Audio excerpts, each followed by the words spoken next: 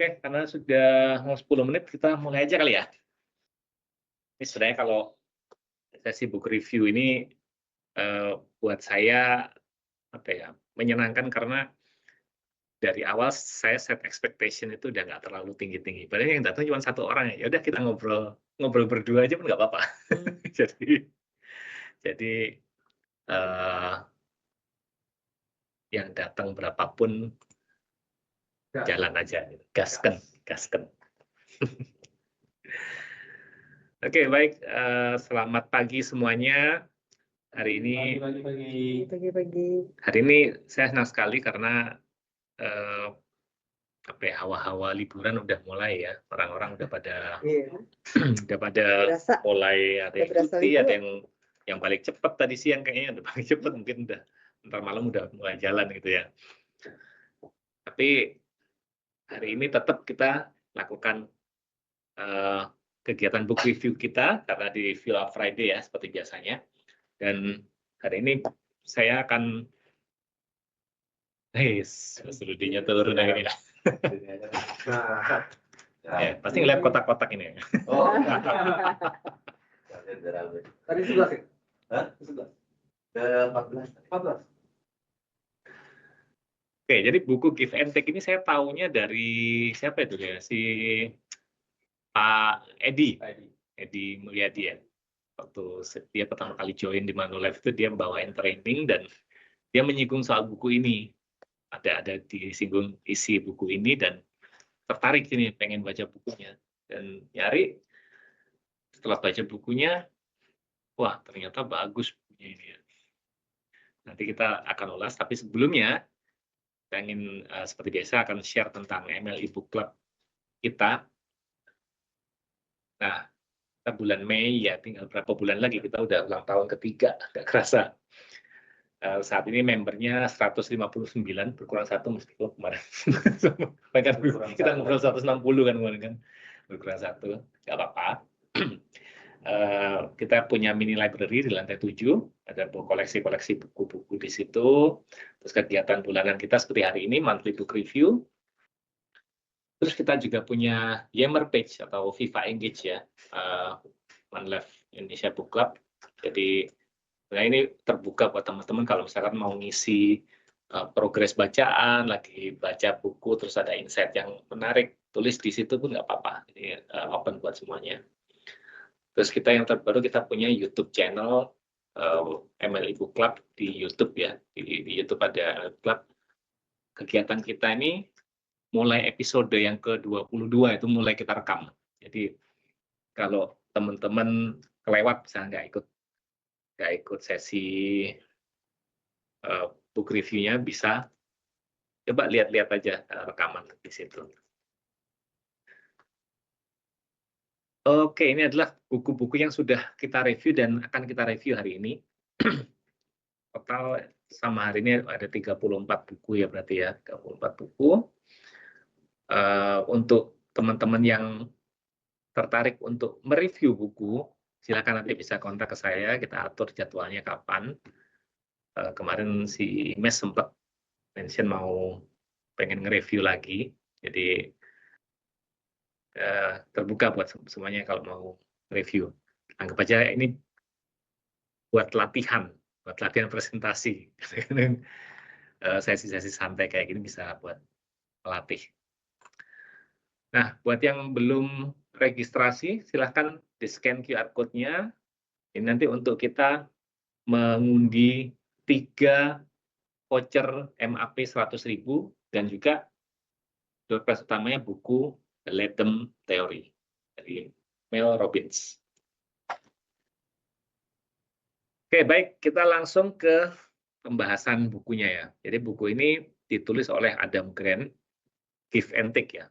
Give itu memberi, take itu mengambil sebenarnya. Ini penulisnya. Saya kalau melihat Adam Grant itu selalu keinget itu siapa? Voldemort. Voldemort. Yang di Harry Potter ya. Dia profesor di Wharton School of University di Pennsylvania dan dia spesialisasinya adalah organizational psychology. Jadi buku-bukunya dia itu lebih banyak tentang ya tadi bukunya ada yang generating again, ada originals, ada option B, dan yang terakhir hidden potential. Kayaknya dia lagi ada bikin buku baru lagi deh. Nggak tahu udah keluar atau belum. Tapi sempat kemarin lihat di IG, kayaknya dia mau ngeluarin buku baru. Padahal yang hidden potential aja belum baca saya. Jadi kayaknya mesti disuruh cepat baca kayaknya. Kayaknya ada yang dapat buku hidden potential deh waktu itu ya. Mbak Tuti yang dapat. Iya, ada fotonya tuh. Iya. Ketahuan belum dibaca. Ada liburan baca nih. Oke, kita bahas bukunya ya. Nah, sebenarnya buku ini memantik pertanyaan sebenarnya. Sebenarnya kalau kita ngomongin give and take tadi ya, berarti kan ada pelakunya adalah giver sama taker. Which one is better? Giver atau taker? Memberi atau mengambil? Kadang dua-duanya tergantung posisi dan opportunity. Oke. Kalau dari budaya kita lebih tangan di atas lebih baik daripada tangan bawah. Makanya kalau Kalau di bawah itu menerima mas saya, kalau di bawah itu menerima, kalau ngambil itu gini. Beda. Nah, Beda konsep. bukan taker. ya, gambarnya agak cocok sebenarnya dengan. Tapi sebenarnya buku ini itu ya apa? Dalam konteks kerja, biasanya kita kalau misalkan ada orang minta tolong, minta bantuan ke kita. Waktu orang, tolongin saya dong, saya ada pekerjaan yang saya kesulitan di sini. Terus kita dalam pikirannya bisa ada 3 pilihan nih. Ada tanya, emang untungnya apa kalau saya bantu dia? Mungkin juga kita kalau mau bantu dia, kira-kira dia bakal suatu hari bantu saya juga enggak? Atau ketiga, wah, dengan senang hati saya akan membantu. Ya, ada 3 jenis orang ya, yang pikirannya kalau misalkan ada orang minta bantuan, dia bisa ada 3 jenis orang dengan pikiran kayak gitu. Untungnya buat saya apa kalau bantu dia? Kedua, kalau saya bantu dia, kira-kira saya nanti bakal dibantu juga enggak? Atau ya dia yang ketiga ini saya membantu terserah mau di masa depan mau dibantu, ditolongnya atau enggak, saya nggak peduli, pokoknya saya sukanya bantu. Nah, ketiga jenis orang ini itu ada sebutannya. Jadi kalau yang nomor 1, untungnya apa buat saya? Dia disebut sebagai taker. Kalau yang ketiga, wah saya dengan senang hati akan membantu, itu giver. Nah, yang tengah-tengah ini ada sebutannya namanya matcher. Jadi matcher itu dia berusaha menyeimbangkan. Jadi pokoknya dia akan bantu orang kalau dia juga apa ya, ada harapan dia akan dibantu suatu hari. Tapi matcher itu juga fair juga. Kalau misalkan dia melihat sesuatu yang nggak adil, dia juga akan speak up juga. Jadi matcher ini netral sebenarnya dia itu. Kalau yang giver, dia ngasih tanpa mikir. Pokoknya saya memberi aja. Kalau yang taker, kadang dia ngasih nggak mau, maunya ngambil. Nah, ngambil di sini bisa ngambil apa aja, bisa kredit, ngaku-ngaku kerjaan orang lain, tapi dia kerjaannya dia. Itu ciri-ciri taker di sini.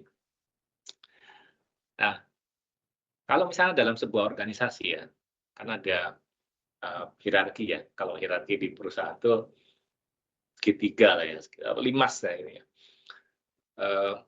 Yang paling bawah pasti yang paling banyak ya, yang staffnya paling banyak. Mungkin CEO-nya lebih banyak daripada staffnya kan.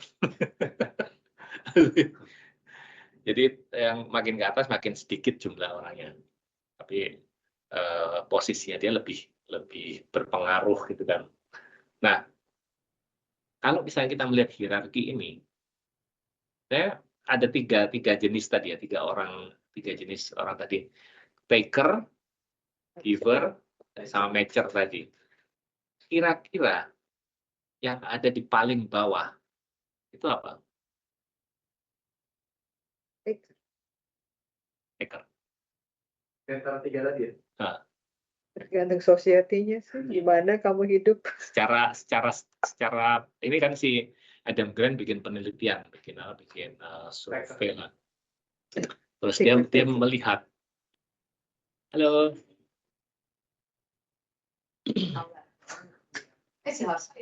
Iya.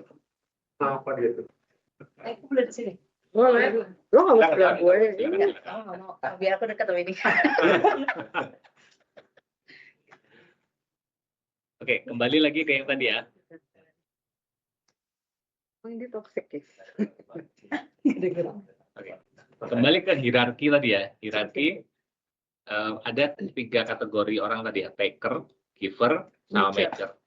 Nah, kalau misalkan kita taruh mereka di hierarki ini, yang paling bawah kira-kira yang mana? Giver. Mas Adi tadi bilangnya taker ya, Aku bilang taker juga. taker. Oke, kita lihat. Yang paling bawah itu Giver. giver. Ini penelitiannya si Adam Grant ya. Giver. Artinya orang-orang yang suka membantu itu ada di paling bawah. Banyak secara statistik kebanyakan paling bawah. Yang tengah kira-kira Matcher. ya. Kita lihat yang tengah matchers dan takers. Yang atas apa dong? Yang atas apa dong tadi? Duduk sini.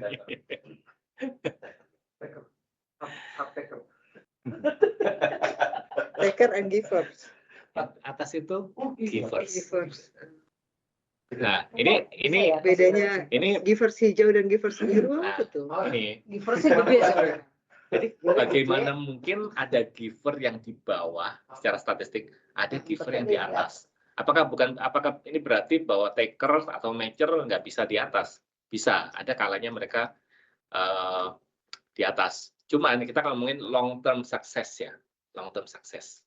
Artinya kalau yang terjadi selama ini, yang dari bukunya Adam Grant ini, orang takers begitu dia mencapai, jadi dia kan setengahnya mengambil kredit dari orang lain kan, bukan kerjaannya dia tapi dia aku kerjaan dia, atau mungkin dia selalu mengunggulkan dirinya sendiri.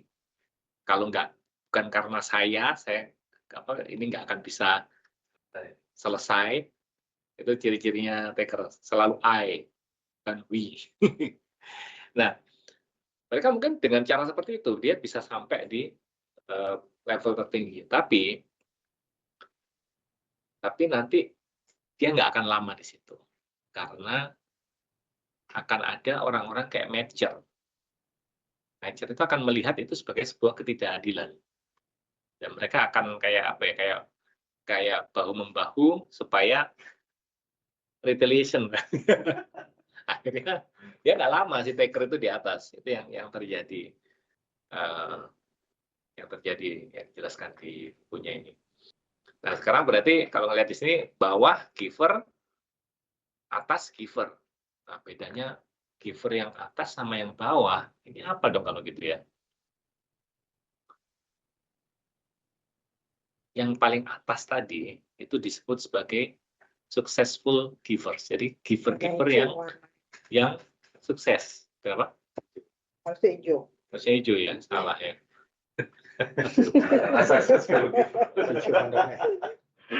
Iya, mestinya tadi warnanya ini ya, sesuai dengan yang ini tadi.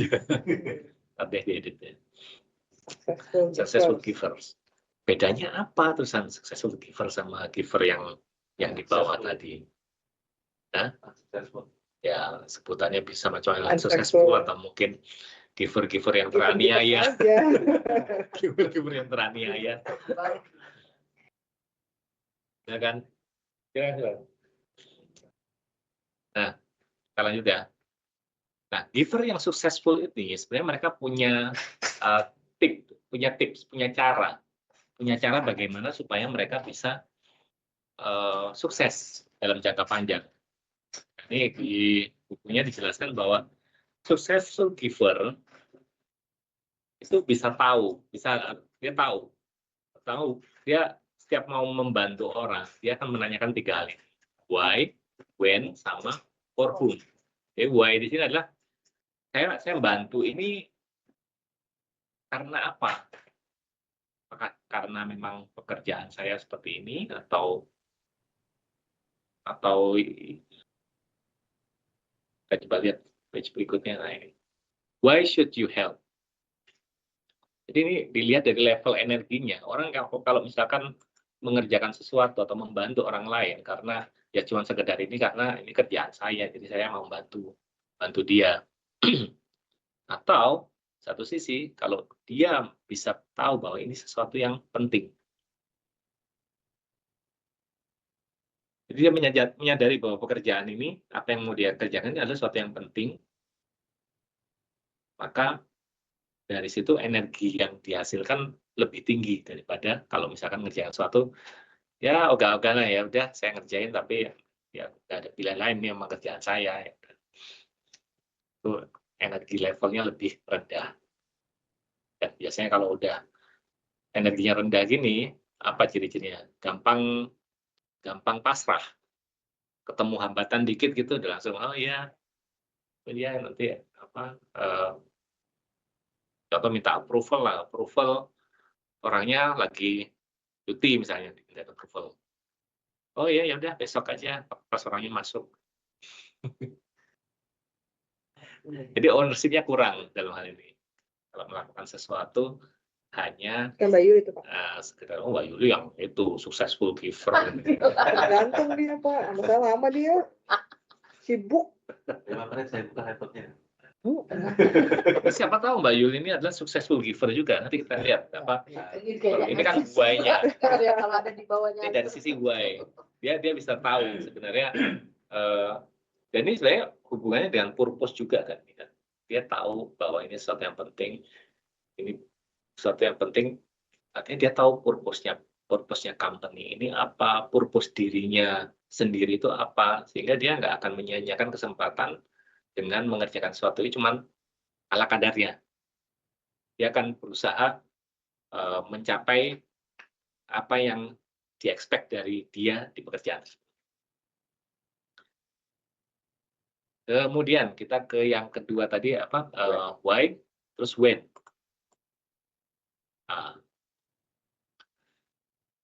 Kapan seharusnya dia harus membantu?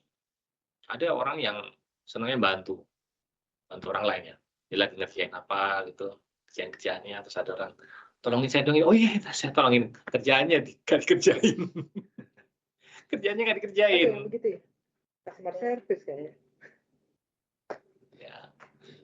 Ada kalanya saya habis baca buku ini juga refleksi ke diri saya sendiri. Saya pun kadang ngalamin itu. Atau mungkin saya giver juga, cuma giver yang bawah tadi ya. Giver yang bawah. Sehingga apa? Kalau misalkan kita bantu orang lain tanpa ada batasan waktu, itu efeknya apa? Burnout. Kitanya kelelahan, sementara kerjaan tanggung jawab kita sendiri itu terbengkalai, nggak selesai. Jadi memang dia terkenal, oh ini orangnya helpful banget, ini senang bantu. Tapi KPI-nya dia nggak ada yang tercapai. Di mata orang lain dia orang yang baik, orang yang senang membantu, tapi dari sisi performance kerjanya dia ternyata nggak bagus. Berarti kalau di performance appraisal kita ada what, ada how kan. Kalau what kan KPI, kalau how kan lebih ke bagaimana kita menerapkan 6 value-nya Manulife di dalam pekerjaan. Apa enggak value? Apa dong? Oh dong. Apa dong? Apa dong? 1, 2, 3, 4, 5, 6. Coba nanti dari. Gotong royong. Ya, bahasa Inggris. Oh, bahasa Inggris. Kalau think big. Ya, ada Big. satu. Ini share your humanity. Yang paling. obses sama obses customer. sama customer. Aduh, saya tahunya udah disebut itu. Masih ada baru tiga nih. Saya ingat itu. Get it Dan done together. together. Saya nggak masuk itu. Udah dua lagi. Udah berapa Apa? tadi? 4, 5. Own it. Onit sama Ayo. jadi lupa deh. Ayo. Jadi tuh kalau dulu diajar ngingetinnya, Pak Ryan tuh sebagai enggak, tim iya, apa gitu jadi kan. gini, jadi ngingetinnya tuh berdasarkan direktur yang ada dulu. Kan Nah, yang aku ingat berarti yang aku sekarang pegang fungsinya do the right thing, Bu Do the April. right thing. Jadi dulu direkturnya gitu, Bu April kan compliance, jadi dia harus do the right thing. Pak Hans itu kan operation, ya obses tuh sama Obses customer. Bu Nona itu kan ceritanya yang apa namanya Self humanity. Terus siapa Colin itu yang on it karena duitnya itu seperti duitnya dia. Gitu tuh, jadi kayak ngingetinnya tuh gampangnya gitu. Kalau Ryan itu yang tingginya, karena kan dia ibaratnya kepalanya gitu kan. Apalagi siapa ya direktur? Oh, Pak Oti, get it done together. Ada 6 value. Jadi tadi Dari penilaian. kemarin ya. Iya, iya benar. Nah, orang-orang yang itu tadi giver yang di bawah tadi, dia senang bantu orang lain. Tapi ya tadi dia nggak punya batasan waktu sehingga burnout, kerjaannya sendiri nggak selesai, dia bantu orang lain nyelesain kerjaannya orang lain. Jadi itu kurang bijak lah di sini ya. Jadi di mata orang lain dia senang membantu, tapi cara performa kerja dia nggak bagus. Nah, tipsnya sebenarnya apa di sini? Gimana caranya supaya dia tetap bisa membantu, tapi kerjanya pun beres. Ya coba di schedule time, bikin jadwal.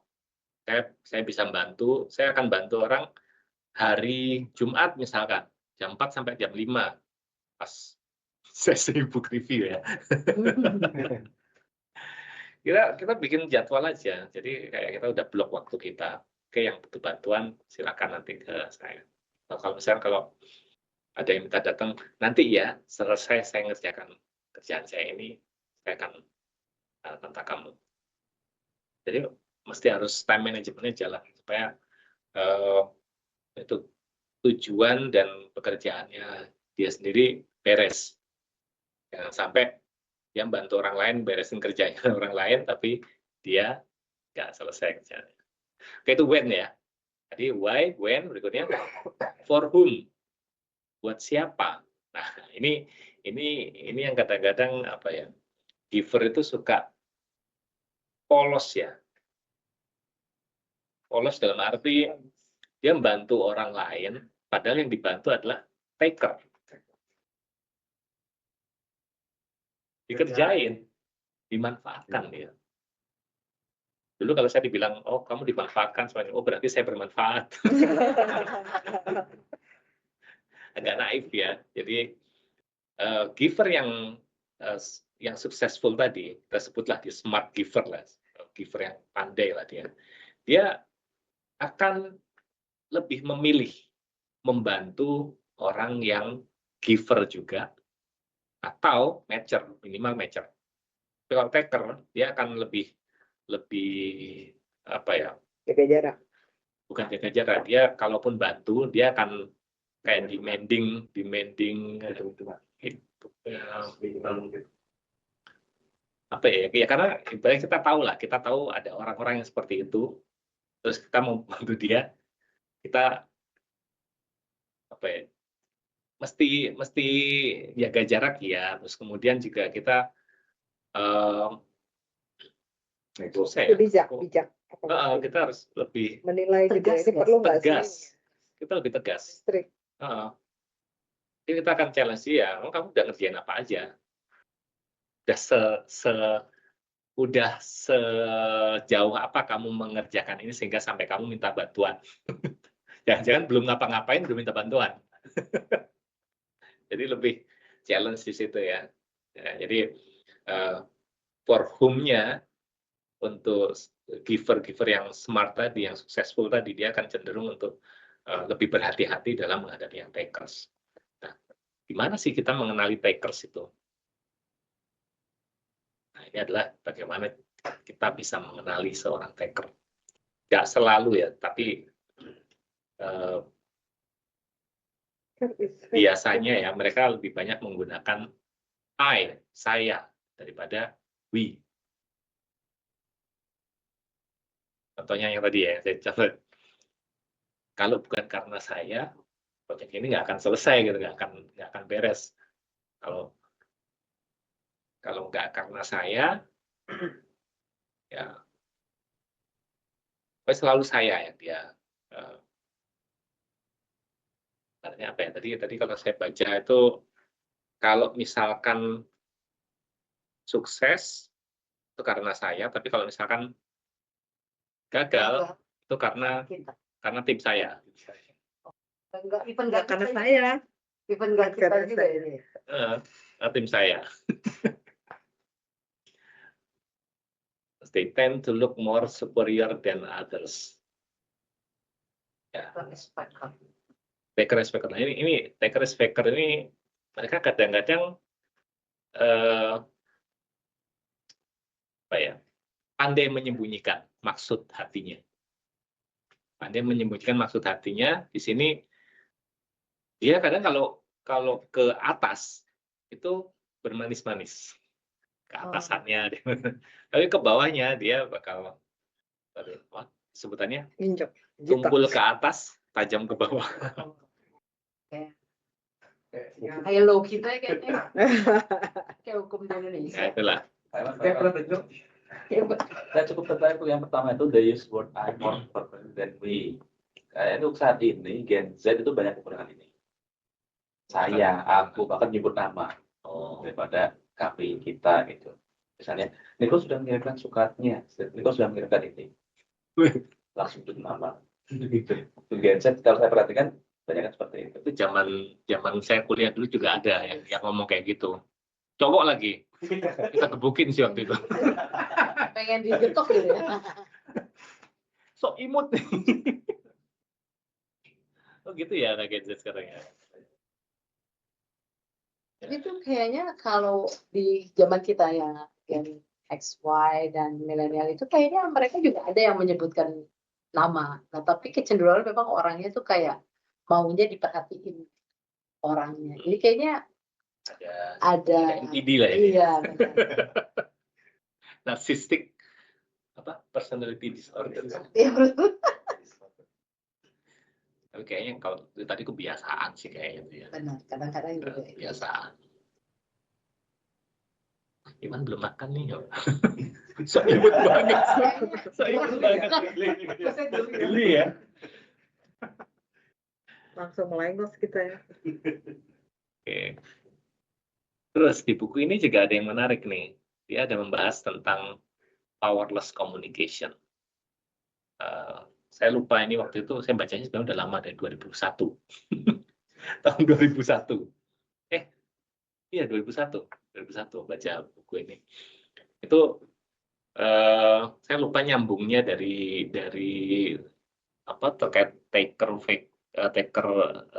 giver tadi terus nyambung ke powerless communication itu saya lupa karena slide ini sebenarnya saya udah bikin dari sejak 2001 juga. Jadi saya tadi waktu membukanya agak mengingat-ingat juga. Ini saya bikinnya ini kemarin gimana. Tapi powerless communication adalah sesuatu yang cukup saya ingat karena ini istilahnya itu unik ya, powerless communication. Kadang kalau kita mengenal orang itu powerful communication biasanya yang lebih kayak orasi kayak Pak Karno ya. Bung Karno kalau orasi kan bersemangat tuh, powerful banget. Nah, kalau ternyata di sini powerless communication itu juga perlu. Karena powerless communication itu kita lebih mudah merangkul orang. Terutama orang-orang yang Kalau kayak powerful communication kayak Bung Karno tadi, itu ibaratnya Bung Karno di sini yang mendengarkan di bawah. Artinya rakyat jelata lah ya, rakyat jelata sama pemimpin gini kan. Tapi kalau misalnya di lingkungan kerja, kita umumnya kan lebih setara kan kita kan. Kita meeting dengan orang-orang yang levelnya mungkin sama dengan kita, mungkin di bawah kita, yang di atas kita. Nah, powerless communication ini ada salah satu tips supaya kita bisa merangkul mereka dengan cara komunikasi yang apa ya? Kalau misalkan itu levelnya sama, terus satu ngomong powerful gitu, yang lainnya mungkin lu siapa gitu kan. Tapi kalau misalnya powerless communication, ini contohnya ya, expressing vulnerability. Contoh ngomong kayak gini, di depan, misalkan lagi presentasi gitu ya, expressing vulnerability. Di depan udah bilang, saya orangnya agak gugup, jadi tolong nanti maklumi kalau misalkan saya agak. Jadi dari awal sudah kayak apa ya, udah disclaimer duluan, udah bilang bahwa kita mengakui kelemahan kita ada kelemahan di sini, dan itu akan lebih dapat simpati dari orang-orang yang di meeting tadi ya, contohnya meeting ini. Terus kedua, asking question, bertanya ya, bukan ngetes ya. Kalau ngetes itu songong sih kayaknya. Asking question, kalau misalnya kita benar-benar nggak paham, karena kan kalau misalnya kita nggak paham, suka takut nanya, takut dianggap nggak bisa ngerti topik pembahasan, atau takut dianggap lambat, takut dianggap nggak menguasai. Tapi it's okay itu kita untuk asking question. Kita bertanya itu nggak ada salahnya. Kalau memang kita nggak tahu, tanya. Kadang nanyanya, ya mungkin ini pertanyaan bodoh ya ini ya. Jadi ya, dari awal udah bilang kayak gitu. Artinya kita memahami bahwa kita juga ada vulnerability juga di sini. Mungkin saya yang nggak pinter di sini memahaminya. Jadi udah itu lebih dapetin simpatinya lebih gampang dengan powerless communication. Terus talking tentatively, contohnya apa nih? Kalau misalnya ngasih pendapat, suka itu kan, kalau kita pernah melihat orang, mungkin saya salah ya, tapi menurut saya, bla bla bla bla, itulah kan orang lebih appreciate dibandingkan saya seyakin-yakinnya bahwa ini, misalkan kayak gitu ya. Itu kayak Pak Wowo dong. Pak Wowo itu siapa?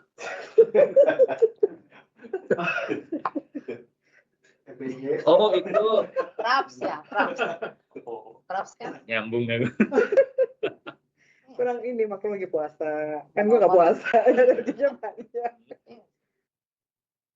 Ya, talking tentatively seperti itu. Saya bisa aja salah, jadi tolong dikoreksi. Nah, tolong dikoreksi itu kan berarti kayak, itu poin keempat sebenarnya, seeking advice. Karena orang itu senang sebenarnya ditanyain pendapat itu, tanyain pendapat. Menurut Mbak Yuli, bagaimana pendapatnya tentang saya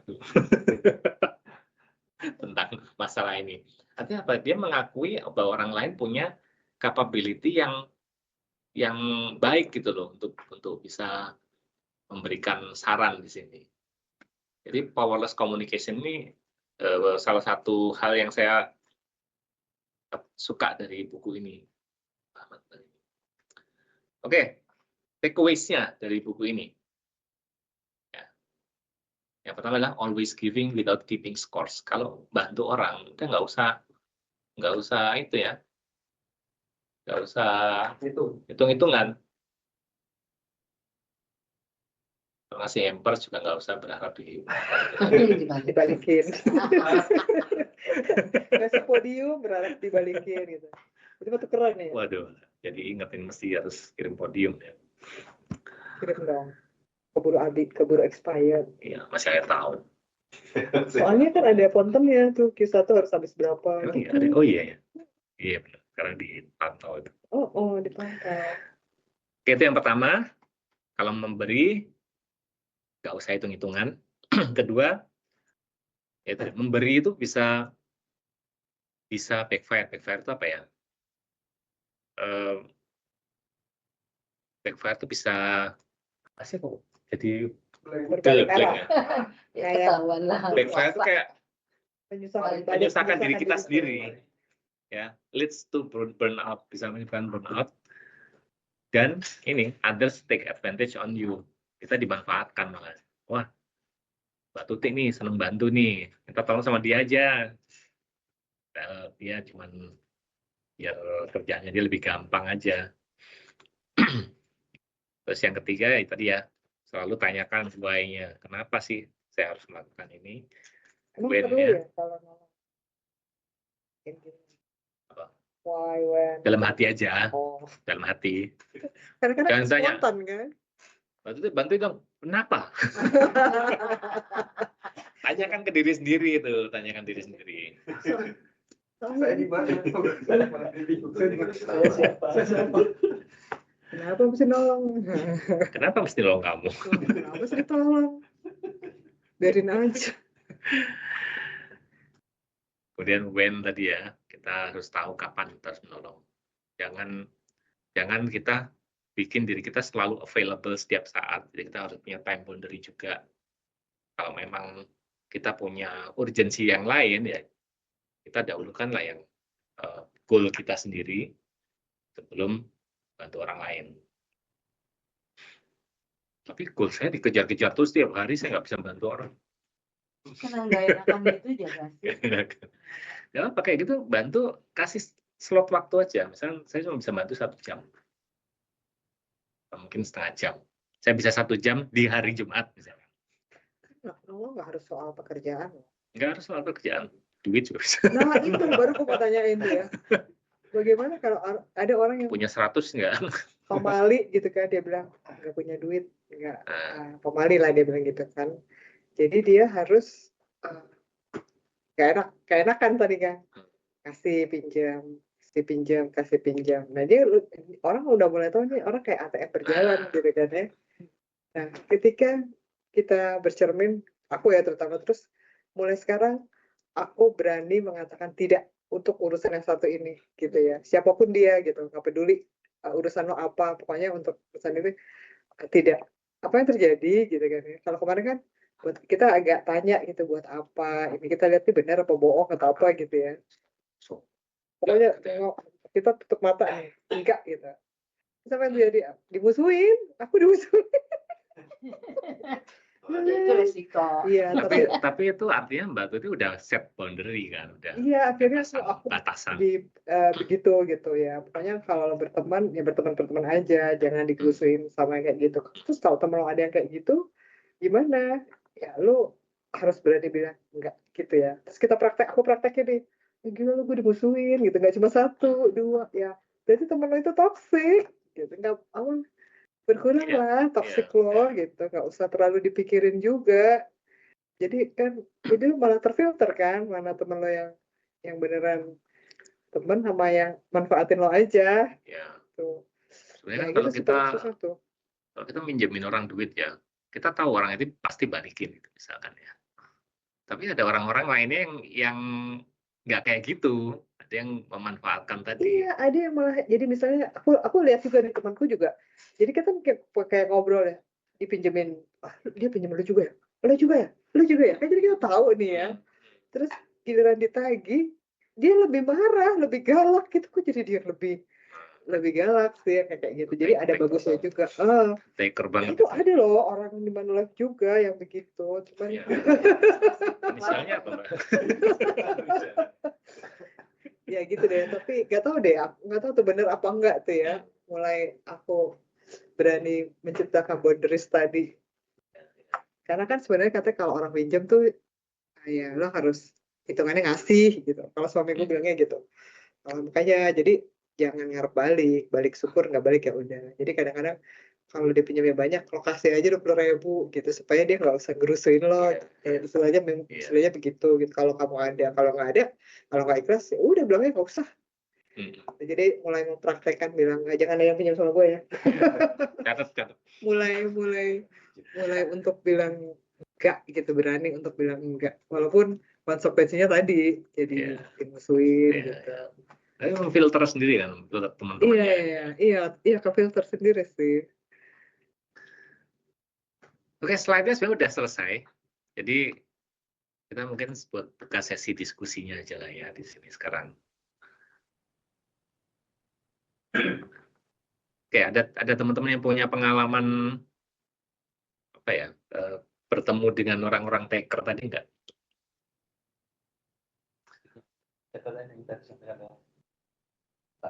Mbak Tuti terkait dengan pinjam-pinjam. Saya pernah baca buku, tapi saya lupa untuk judul bukunya. Itu isinya seperti tidak secara detail seperti Grant, jadi dari awal sampai akhir, tapi hanya beberapa tips dalam kehidupan. Salah satunya tentang pinjam-pinjam tadi. Jadi dalam konsep dalam pinjam-pinjam, kalau kita meminjamkan sesuatu, ya kita bersiap untuk kehilangannya. Jadi kalau misalnya ada yang pinjam 1 juta, saya nggak siap kehilangan 1 juta, saya siapnya misalnya 100.000, ya saya kasih 1 dengan alasan ya saya hanya adanya. Seperti itu. Ngomong soal pinjam meminjam ya. Ngomong soal pinjam meminjam. Itu kebalik ya? Itu yang pinjam di mini library Nah, kita itu. ada yang belum balik. Kita harus siap kehilangan. Dan saya nggak ingat siapa yang minjem. Nggak ada logbooknya ya. Tapi ya memang dari awal saya udah Udah lah ya. ya maksudnya ada yang mau minjem dari situ aja itu saya udah senang. Jadi udah giver ya. Giver yang di bawah. Kan ada juga yang nolongnya spontan ya. Maksudnya emang nggak mikir tuh tadi yang who, when, apa gitu ya. Nolongin aja gitu langsung gitu. Ya.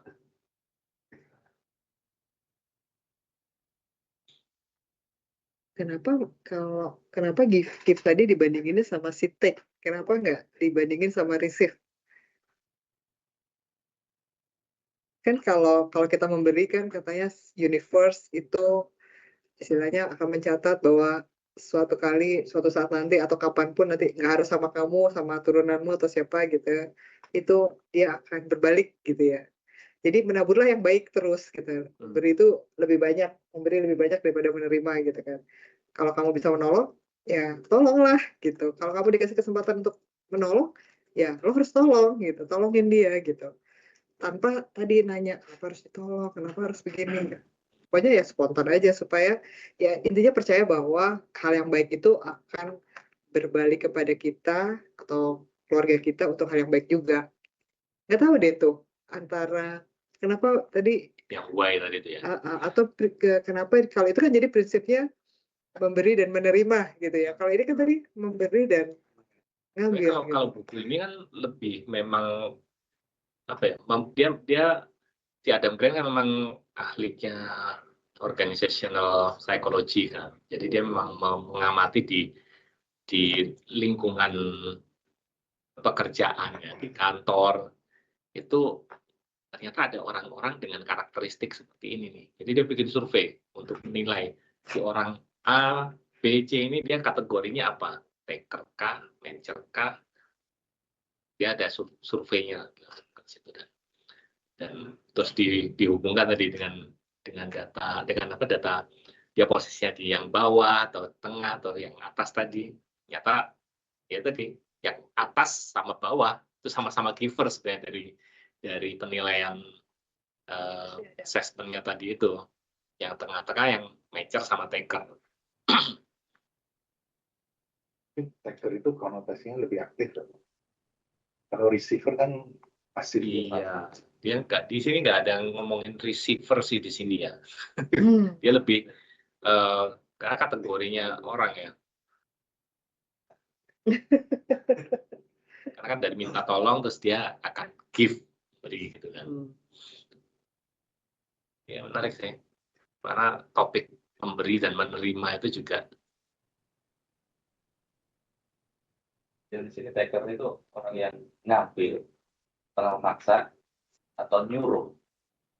Dia take kreditnya orang. Jadi kayak Ya tadi bukan pekerjaannya dia, tapi dia mengakui itu sebagai pekerjaan dia.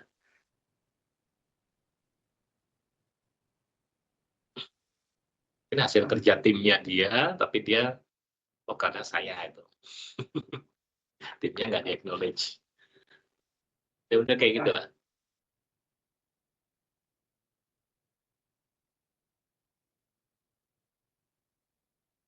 Oke, yang di online ada yang mau sharing nggak?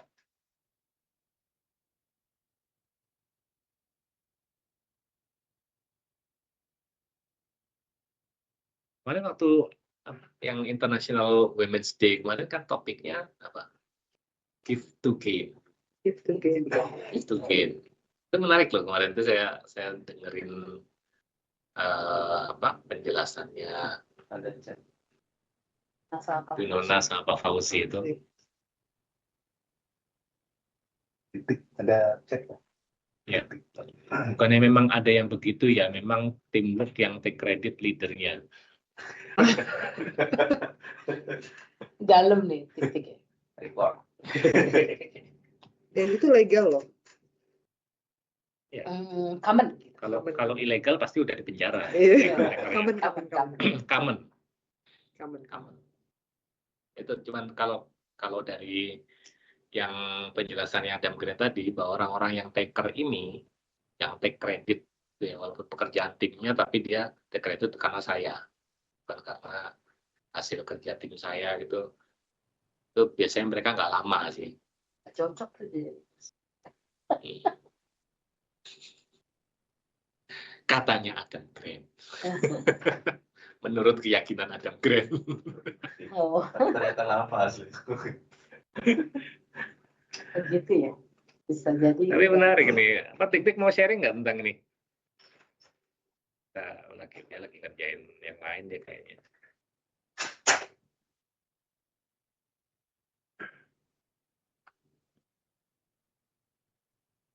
Tapi memang sebenarnya kayak, tergantung dari orangnya itu masing-masing juga ya. Maksudnya ada yang leader tuh dia memang buat nge-build timnya, dia nggak akan ambil tuh sebenarnya kredit dari apa yang dikerjakan timnya, tapi dia akan selalu bilangnya we gitu loh. Jadi nggak ke I-nya dia gitu. Dia aware bahwa itu dia tidak akan jadi kalau bukan karena timnya juga gitu. Tapi kan kalau yang Tik-Tik sampaikan itu kan sepertinya kan kayak dia justru mengambil kredit dari apa yang dikerjakan timnya, seolah-olah dia yang mengerjakan gitu, atau dia yang Nggak acknowledge timnya gitu ya. gitu. Tuh ini gak sih ada memang basic apa ya istilahnya orangnya sendiri gitu, dari karakter orangnya itu sendiri gak sih sebetulnya? Atau memang si taker giver ini ya itu adalah karakter aja, suatu karakter gitu. Belum sadar aja sih dia. Bisa jadi sih dia emang karakternya kayak gitu ya, kayak gitu kan bisa apa ya, masalah psikologi gitu kan. NPD kali dia. Kalau gitu tuh aku setuju sama Brian, pasti dia nggak akan lama gitu, karena dia kan nggak akan. Buktinya lama ya. Oh gitu ya. Iya juga ya.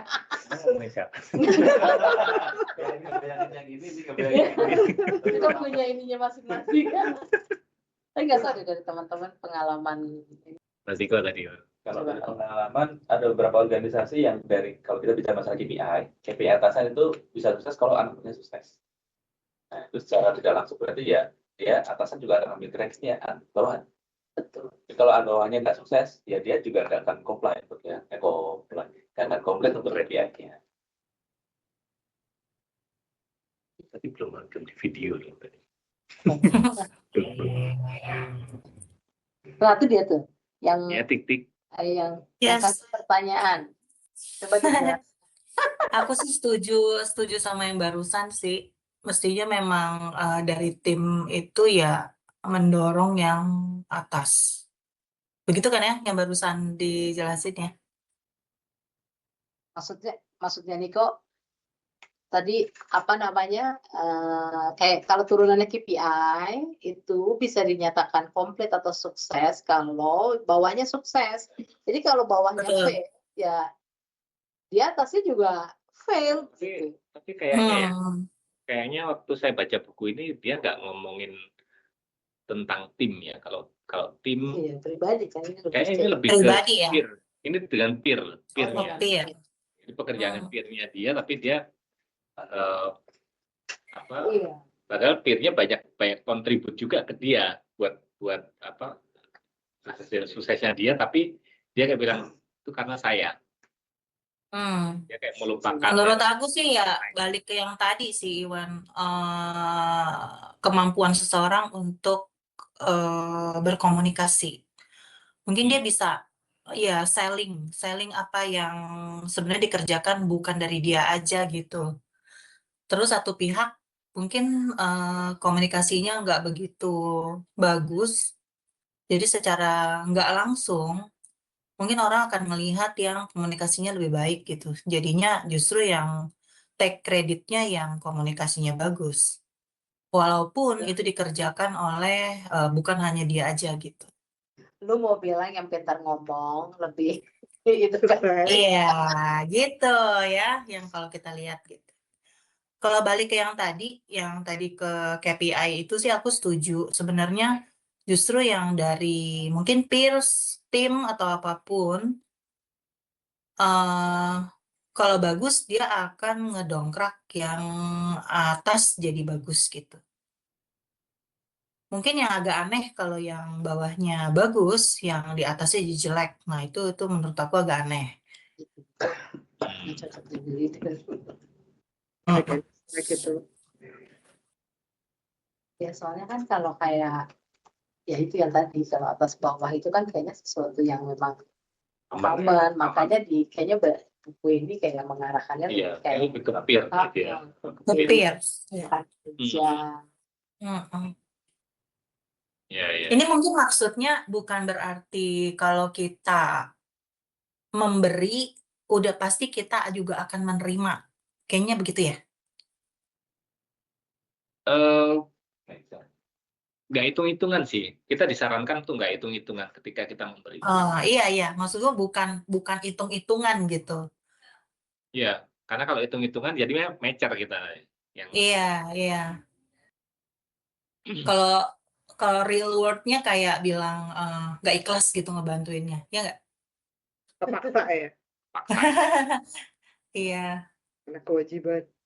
Tapi aku masih itu tuh apa menarik tuh yang giver bawah dengan giver atas itu tuh. Gimana tuh bener-bener secara bisa membedakannya supaya Kalau saya bilang sih giver yang atas tadi, dia pertama pinter time management. Artinya dia udah bisa meluangkan waktunya, kapan dia harus bantu orang, kapan dia pasang boundary. Saya nggak bisa bantu sekarang karena ya saya lagi fokus ke goal saya saat ini. Jadi nanti saya bantu kamu setelah office hour atau misalkan jam 4 sampai jam 5 saya akan bantu kamu ya. Let's discuss. Sehingga dia bisa dapetin simpatinya orang juga dengan cara seperti itu. Satu sisi dia pun juga goal-goalnya dia nggak terbengkalai, dia tetap bisa keep situ. Iya. Kalau yang di giver bawah, ada orang minta tolong, ya udah dia lagi ngerjain apa ditinggal. Bantuin yang lain. Baru mau ngerjain, saya tadi ngerjain apa ya? Lupa yang dikerjain apa. Datang lagi yang lain kayak gitu. Akhirnya dia exhausted, burn out, kerjaannya nggak ada yang beres. Di mata orang lain dia baik orangnya, nggak membantu, tapi dari sisi performa kerja nggak bagus. Itu yang menyebabkan dia tetap berada di lapisan bawah tadi. Bedanya jadi korban jadinya, karena salahnya dia juga, karena dia nggak punya strategi dalam menjadi seorang successful giver.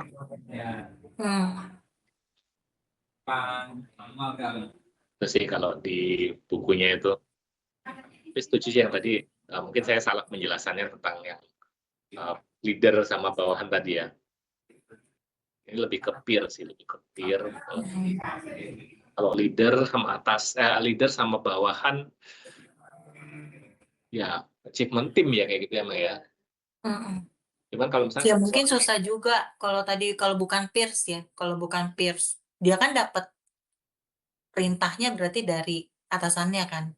Nggak mungkin juga dia, mungkin tadi yang balik ke yang Tuti bilang, nggak ada keberanian juga buat nolak gitu. Ya nggak sih? Karena disuruh dia ngerjain aja gitu. Padahal dia sendiri udah mulai ketinggalan. tapi kalau dari atasannya ya, Mm-mm. ya kalau memang dia Iya. Tapi punya aku setuju yang Iwan bilang, harus mampu ngatur strategi sampai di titik mana saya bisa bantu orang. hmm, Iya nggak sih? ya sama Mesti kayak pasang pagar, iya. tadi Mm-mm. 20.000 aja misalnya. Saya nggak bisa ngasih 1 juta, misalnya 20.000. Itu udah ngasih batasan kan. Tapi nggak usah kamu balikin, nggak usah balikin. Yang disampaikan dengan nggak usah dibalikin, kan nggak balik-balikin. Itu udah kita bikin sebagai dana hibah ya. Dana hibah. Kalau gitu, Dari nggak usah dibintang lagi. Ya utang itu sakit hati. Iya, kalau dianggap utang pasti. Sehat. Terus kayaknya kalau jadi unsuccessful giver juga kayaknya meskipun dia udah coba gitu ya melakukan time management, tapi kayaknya pastilah dia akan harus memberikan extra time juga, Extra effort, iya. extra time dan effort. Kalau yang jadi apa Yang successful itu. yang successful. Karena kayaknya Extra time, effort, energi, jiwa, raga. iya, maksudnya ada pasti ada itunya juga gitu. Ini penjelasan Bu Nona kemarin bagus sih. Jadi seorang leader itu dia memberikan apa? Waktunya dia ke anak buahnya untuk apa? Ngobrol, untuk review, untuk itu. Kadang ada kan atasan yang nggak mau cuek sama bawahannya. Nggak ada koordinasi. Betul. Nah itu dia, makanya kan pasti ada waktu yang perlukan memberikan waktu, memberikan perhatian, tapi juga ada ekspektasi yang benar-benar bilang gitu kan, ada ekspektasi di situ. Jadi lu boleh ngobrol sama gue, tapi lu ini ya penuhi. Lu penuhi 20.000-nya. Yang gitu gamenya Bu Nona tuh saya nyatet. Tahu berapa sih persen ya? Tahu berapa sih? Women International Women Day. Days itu kapan sih? Ya, tapi tanggal 9. Oh 9. Hah? 9. Oh, tapi waktu ya, Acaranya ya. acaranya tanggal 5. 5 ya. 5. tanggal 5. 5. Oh, enggak ada. 9 kayaknya, Wan. Bukan acaranya, Bu. Yang acara Bu Nona bukan? Iya. Yang sama Pak Fauzi itu loh. Bukan. Iya, Pak. Iya, tanggal 4. 4 Oh, kayaknya 4. 13 kurang. Nah, ini nih ada catatan-catatan. Ketika kita memberi tanpa hitung-hitungan, akan membuat kita bahagia dan kita lebih bertumbuh. Menarik sih ini. Berbagi dan berdampak. Ini kalau Ketika apa? Coba ulang-ulang. Ketika apa? Ketika kita memberi tanpa hitung-hitungan akan membuat tanpa lebih bahagia. berkalkulasi, Itu akan membuat kita lebih bahagia dan bertumbuh. Saya lupa kalimat lengkapnya gimana, cuman saya menyatatnya bahagia, bertumbuh gitu ya. Gampang. Dari A jadinya. Itu maaf ya, masih mikir. Thank you Mbak. Ya, thank you. Ada ngomongin soal trust juga waktu itu kan. Benar. Jadi itu trust itu kan trust is earned, not given. Trust itu kan dikumpulkan, diberikan. Jadi kita nggak bisa bilang ke orang, kamu harus percaya sama saya. Tapi trust itu dibentuk dari keseharian, dari perilaku. Dari gift tadi. Memberi waktu tadi bisa menumbuhkan trust. Dan itu butuh waktu memang untuk bisa dapetin trust tadi itu. Bukan instan. Bukan instan dalam 1 hari, oh saya percaya sama orang ini. Enggak. Itu dibentuk dari pengalaman yang lama, sehingga kita bisa percaya kepada seseorang.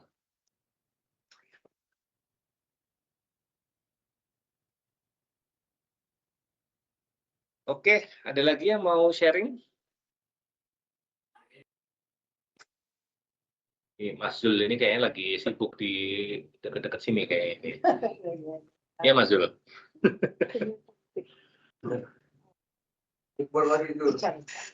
Aku hubungin ya. Bikin training. Oke. Training. Gimana? Kita mau undi door prize. Kita ada pendatang baru. Namanya Dengan Pak siapa? Niko. Tony. Tony, salam kenal Pak, saya Iwan. Oh, dari mana, Pak? Oh, J apa? Oh, di sebelah. Di luar. Oh, di luar.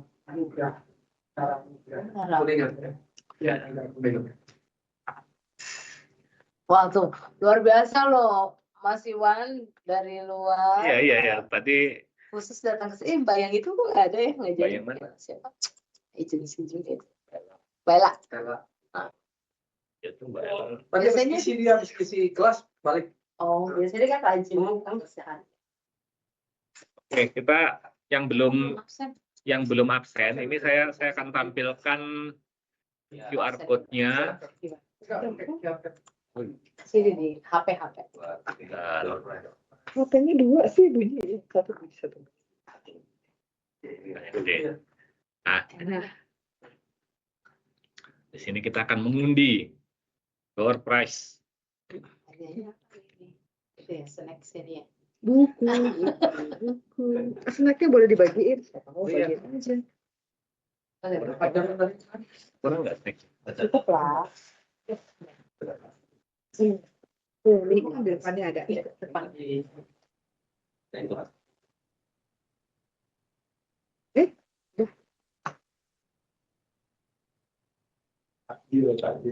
Banyak nih. Iya. Belum. Berarti di WA belum Pak Tony. Nanti saya tambahkan Masih ya Pak ada. Tony ya. Senang baca juga Pak? Lagi belajar.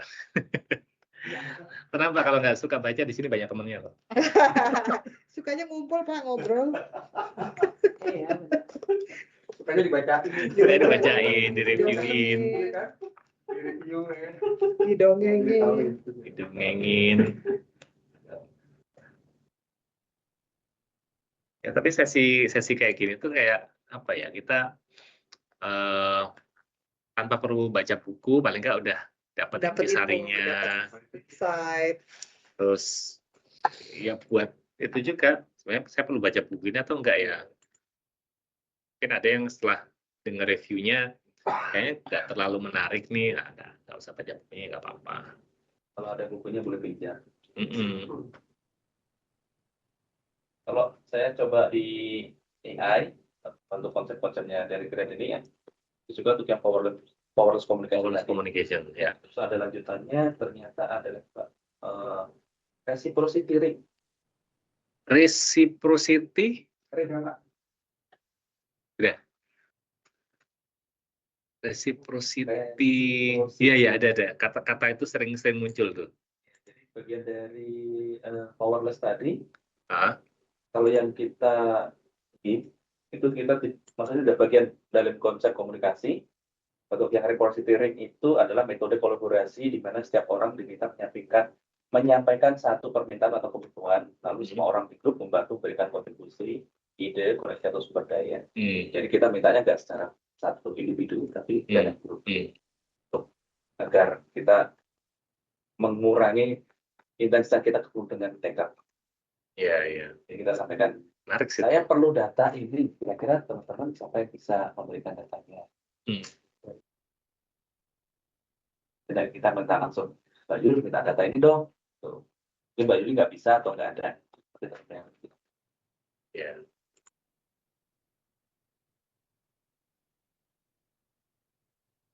Hanya dengan 5-minute flavor. 5-minute flavor. Oh. Yang kecil dengan dampak besar. Itu tadi kita kumpulnya emang nggak perlu waktu lama-lama, 5 menit atau 10 menit. Kita udah dapat konsepnya dan cara penjelasannya. Disebutin kayak gitu langsung keinget lagi. Oh iya ada kayak gitu kemarin, tapi nggak masuk ke slide. Ya ada 5-minute flavor. Ini ada yang namanya belum masuk enggak? Sama saya sendiri nggak ada. Masukin dong. Enggak lah. Merendahkan diri Nggak mendingan. enak saya giver aja. Saya selalu hadir tapi nggak pernah dapat. Lah itu Yuli Sukaryo itu. Sukaryo itu nama suami apa nama bapak sih? Nama bapak dong. Oke, kita akan undi. Enakan nama suami ya. Iya. Atau ini udah namanya udah masuk? Kok nggak ada? Kok nggak ada? Belum masuk ya? Coba dia. Itu ada. Ini nggak ke refresh kayaknya nih. Wah ini. Oh, ini kok ada 2? Niko ada 2. Wah. Ini trik menang ini. Coba Ya nggak apa-apa. Niko nakal ya. Atau ini namanya saya tambahin ya. Di sini Anthony ya. Ini ya. Nggak, lu bilang dong, Taiwan nama aku bilang belum sama masuk. suaminya dong. Gue maunya aslinya. Dwi Putri Ratmila komplit ya. Sudah keburu menghilang itu tadi. Nikonya hilangin 1 ya. Oh 2 ya bisa-bisanya ya. Absen 2 kali dia. 2 kali. Absen berangkat. Oh, Datang oke. mau pulang ya. Mbak, Bapak Irawati belum ada. Mbak Ira. Irawati Erasita. Oh, ada yang itu ngechat. Enggak, saya lihat dari yang Ada. itu. Kita masukin aja lah ya. Iya Mas Iwan kan baik. Mau telat mau enggak. Pokoknya masuk aja. Erasita, Harani. Sama siapa tadi? Irawati. Irawati misalnya. Jangan-jangan dia nggak mau dapat buku lagi. Ada ya? Udah kebanyakan dapat buku, belum ada yang dibaca. Iya. Jadi tersinggung. Oke, kita mulai dengan Gue udah Voucher. banyak. Wah, 4 buku. enggak lah. Terlalu besar. Buku nikah. Buku nikah. Kayaknya 4 deh. Buku tata perusahaan. Malu gue sampai 4 begitu. So, Ya kalau nggak 4, 3 lah. Ya, 3. Oke, kita mulai ya. Buku tabungan. Kita mulai untuk voucher 100.000. wih. Ya banyak loh hari ini hadiahnya. Luar biasa Mas Iwan. Main buat THR ya. Wis. Tadi barusan terima nih. Tahun 2025. Ini bisa berarti lebih dari 20.000 kamu ngasihnya. Iya. Pak Tuti sudah dapat. Ini dapat 2 dia. Hari ini Iya, tahun karena 2025 ya satu. ya ampun. Yeay. Dwi. Rokirman yes. Yes. Mau titipin aku? Thank you. Boleh Mbak Titipin. Tuti, thank Iya, you. karena aku naik kan. Terima kasih. Selamat ya. Yang ketiga sekarang.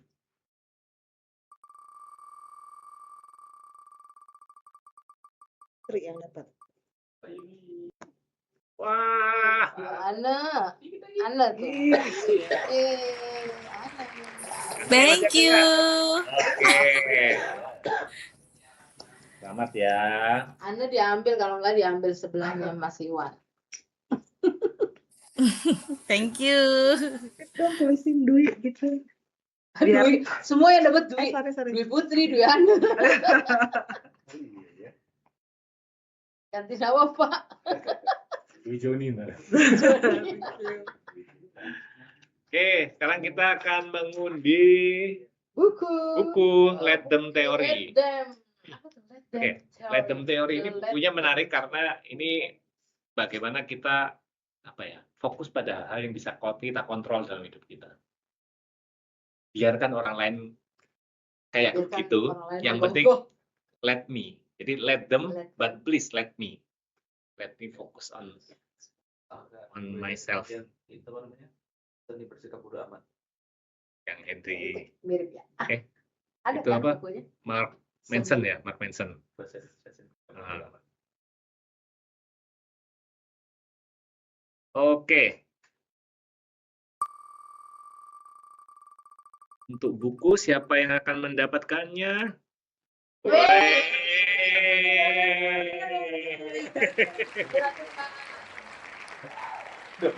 Foto-foto mana ini HP-nya? Ini pendatang baru biasanya ada Di situ aja Pak, di situ Pak. Di situ ya. Biar ada Biar ini. Tentang baru dapat buku baru.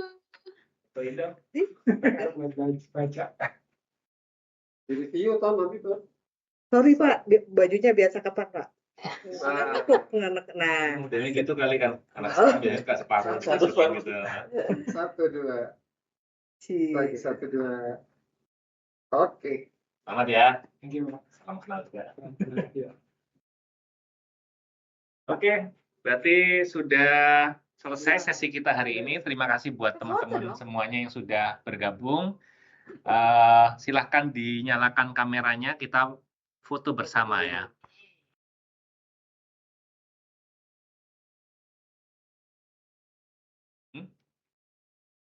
gimana caranya? Emang nggak bisa? Biasanya itu. Ya, mati. Tik. Kamu kesini ambil konsumsi, Tik. Tik, lo nggak Coba, kesini Tik? Bergaya di situ. Sini. Kita coba. Selfie. Penting nggak ke sini. Ini pakai ini aja. Tik Mudah-mudahan bisa. ada snack nih Tik. Snack ular. Nah, gimana? Tik, lo nggak nih? Woi. Yes. Ambil snack. Oh, lo lagi WFH ya? Enggak, gue di kantor. Udah lo nggak mau turun? Iya, udah mau foto, udah. Ayo foto. Oh, Iya, buat ambil snack. Buat ambil snack cuy. udah kan. Tapi gue mau foto deh, kan gue ini terakhir ikut buku ini nih. Iya makanya sini. Gue ke sana ya. Kemana dia? Bisa. Pendi. Ya, Mbak. Sini, Mbak. Pakai kamera. Tik, Mau kemana, Bu? Tik sini Tik turun.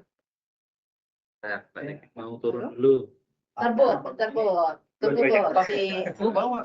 Hah? Lu pegang. Iya benar. Halo. Itu kan kali ya. Yang lain udah kan? Cie yang Kenapa? dapat Pegang ini snack. duit buat. Kepencet. Nah, tadi mana kabar? Oh, ke sini. Dia kesini. Turun. Oh, tunggu.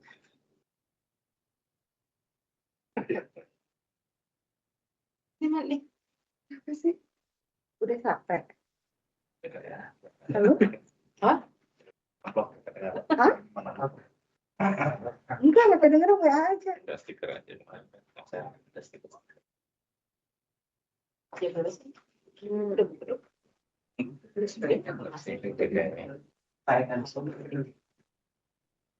Oh, kontrolnya finance ya? Enggak, Iya. tunggu aja. Di sana. Iya, fokus. Ya, Gue masih diundang aja. oke. Finance tuh orangnya banyak loh, finance. Banyak. Banyak. 40 ya? 80-an. Lebih banyak ops, Pak. Enggak, lebih banyak. Yalah, IT lebih banyak. Tapi IT lebih banyak. Itu 100-an kan? Ratusan lebih. Iya, makanya sama finance mah dikit. Finance paling dikit justru ya. Tapi finance Legal compliance lebih dikit ya. lebih dikit. Oh, sari lebih dikit. Siara isinya pejabat semua. Iya benar. Nggak ada staff. Aduh. Tapi ini pejabat yang ngerjain kesehatan sama juga. Ya, lo kerjainnya dari kecil sampai yang gede gitu. Mau Iya, ngomong Pak, kalau gue palu gada. iya sama kayak Gue megang 4 direksi, karena gue gangguin juga. gue gangguin tiap hari itu cuma Gak apa-apa, gangguin aja. kiriman itu Gak apa, jadi kan berarti benar kerjaan banyak. Bisa tetap dipakai, kan tadi kita malah nggak ada. Jangan apa udah. Sekretaris, direksi. jadi kok perubahan tuh ingat saya Baik. Titik. kita kata-kata Kita nutupin ya gue nutupin berwarna Jadi tuh. biru. Tukar. Berwarna. Titik. Nah, biru coklat, Yang lain nggak ada yang nyalain kamera nih. Tadi Dwi udah, emang Dwi doang. Anda nyalain dong kameranya. udah di sana pak Biar kerudungan, Mbak. Iya, cepat. Masukin, nah gitu dong. Kamu nggak mau turun juga, Tri, kesini. Ada ceweknya tuh katanya. Dan jangan bener. Iya, sering biru coklat gitu. nggak apa-apa sih itu biar 4 lah Ya elah, biar matching. Iya dong. 1, 2, 3. 1, 2, 3. Panjang, wah, siapa? Jauh. 0,5. 1, 2, 3. 1. One team, one goal, unstoppable. 1, 2, 3. 1, 2, 3. Begini. Makasih ya. Ikutin aja deh. Terima kasih ya, Mas Iwan. Thank you. Semuanya teman-teman. Terima kasih semuanya. Terima kasih Thank Pak. you, Terima bye-bye. kasih. Siapa tuh punya siapa one team? One team. Siapa Dikti? tagline siapa Itu yang bikin itu loh. dibagiin stikernya terus Iya. kita pasang terus bingung kan oh lu gede ya di pantat ya gue di sini Iya tuh ada. Gue malah